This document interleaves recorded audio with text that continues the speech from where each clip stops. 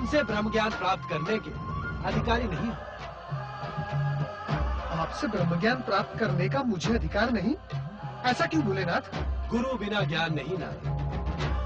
अपने गुरु को छोड़कर जो व्यक्ति अन्य किसी से ज्ञान प्राप्त करने का इच्छुक होता है, वो अपने गुरु का अपमान तो करता ही, साथ ही अपने लिए ज्ञान प्राप्त करने की पात्रता भी खो देता है। और इस सत्य को तुम भली भांति जानते हो नारद। ब्रह्म ज्ञान की प्राप्ति के लिए तुम अपने परम ज्ञानी गुरु बृहस्पति की शरण में जाओ। गुरु बृहस्पति?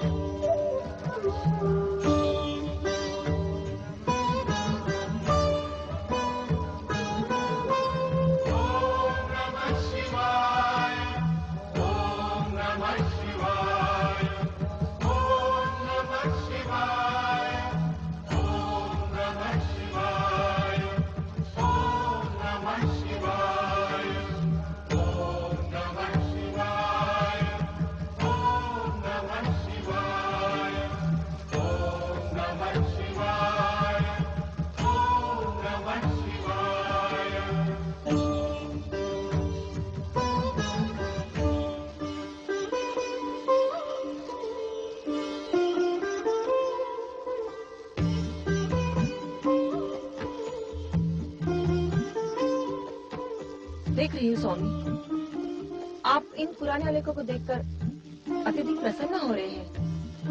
हाँ तारा, यह आलेखन प्रसन्नता का ही विषय है। ऐसा क्या लिखा है इनमें? ये बताने से पहले मैं तुमसे एक प्रश्न पूछूं देवी। एक गुरु प्रसन्न कब होता है? स्वामी, आपके स्तर का ज्ञान नहीं है मेरे पास। तुम परम विदुषी हो तारा। आपकी पत्नी के साथ ही साथ आपकी शिष्या भी हूँ, इसलिए इस प्रश्न का उत्तर आप ही से सुनने की इच्छुक हूँ। देवी, एक गुरु अत्यधिक तब प्रसन्न होता है जब उसका शिष्य उससे भी अधिक सम्मान व श्रेष्ठ स्थान प्राप्त कर लेता है। सत्य वचन स्वामी। जब गुरु की अतृप्त अभिलाषाएं शिष्य में साकार होने लगी तो गुरु प्रसन्न होगा ही। यह लेख मेरे प्रिय शिष्य नारद के हैं। आज उसे मुझसे भी श्रेष्ठ स्थान प्राप्त है। इन आलेखों को लिखते समय वो मेरा बालक था, परंतु व्याकरण में कहीं कोई त्रुटि नहीं की है। परंतु नारद की लगन एवं आपके प्रति श्रद्धा ने आज उसे इस स्थान पर पहुंचा दिया है। देवी, गुरु में आस्था ही शिष्य की सफलता की कुंजी होती है। ब्रह्मपुत्र होने के पश्चात भी नारद विनम्र और जिज्ञासु दोनों ही। नारायण नारायण। प्रणाम गुरुदेव। प्रणाम माता। देवर्षि नारद, आप? गुरुदेव आपका ही स्मरण कर रहे थे। ये तो मेरा परम सौभाग्य है माता। पधारे देव ऋषि नारद, आसन ग्रहण करें।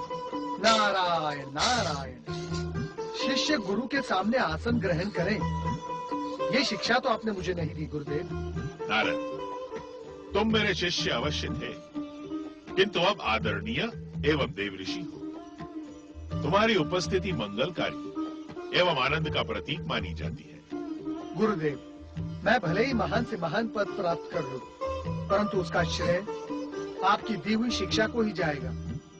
आप मेरे सदा सदा गुरु हैं। और वैसे भी मैं आज यहाँ एक याचक के रूप में शिवाज्ञा से उपस्थित हुआ हूँ। शिवाज्ञा?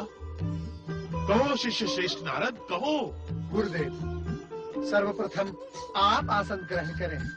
आपके इस प्रकार खड़े रहने से मुझे लज्जा का अनुभव होता है। कृपया आप बैठें।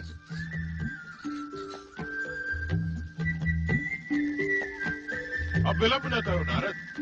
शिव आज्ञा सुनने के लिए मेरा मन अत्यंत आतुर हो रहा है। गुरुदेव, मुझे भगवान भोलेनाथ ने कहा है कि मुझे दिव्य ब्रह्मज्ञान की प्राप्ति अपने गुरु से ही प्राप्त हो सकती है। गुरुदेव, आपकी गंभीरता इस बात का संकेत देती है कि संभवतः मैं दिव्य ब्रह्मज्ञान प्राप्त करने के लिए योग्य नहीं हूँ। नहीं नहीं नारद, तुम तो परम योग्य हो, किंतु मेरी दुविधा का कारण दूसरा है। दुविधा? हाँ नारद, अभी मैं स्वयं इस योग्य नहीं कि तुम्हें परम दिव्य ब्रह्म ज्ञान प्रदान कर सकूं। गुरुदेव, भगवान भोलेनाथ असत्य तो नहीं कहेंगे? शिव शंकर ने जो कुछ कहा है वो सत्य है। शिष्य को ज्ञान गुरु से ही प्राप्त होता है, परंतु तुम जिस रहस्यमयी ब्रह्म ज्ञान के जिज्ञासु हो वो मैंने अभी प्राप्त नहीं किया है। ऐसी स्थिति में नारद की याचना का क्या होगा? उसके लिए मुझे स्वर्गलोक छोड़कर पृथ्वीलोक आनंद की नगरी काशी जाकर शिवाराधना करनी होगी।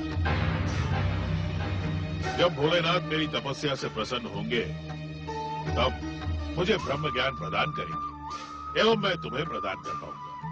गुरुदेव, क्या दिव्य ब्रह्म ज्ञान प्राप्त करने के लिए मुझे भी तपस्या करनी होगी? रहस्यमयी दिव्य ब्रह्म ज्ञान प्राप्त करने के दो ही उपाय मुझे विदित हैं। या तो त्रिदेव में से कोई तुमसे प्रसन्न हो, या तुम स्वयं तपस्या करके उन्हें प्रसन्न करो। इसके अतिरिक्त अन्य कोई उपाय नहीं। अब आप अपने शिष्य को आज्ञा दें गुरुवर।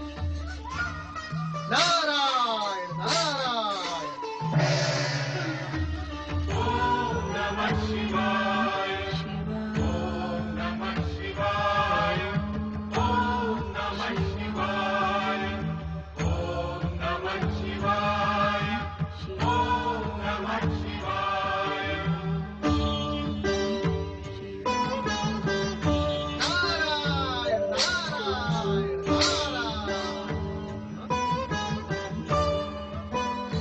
नारायण नारायण नारायण। नारायण नारायण। श्री हरि, आज वैकुंठ में मैं ये क्या देख रहा हूँ?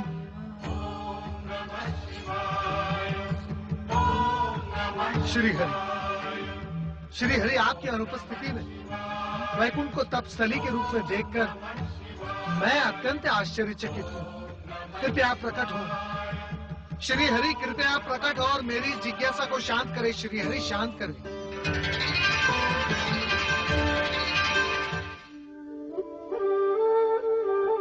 नारद,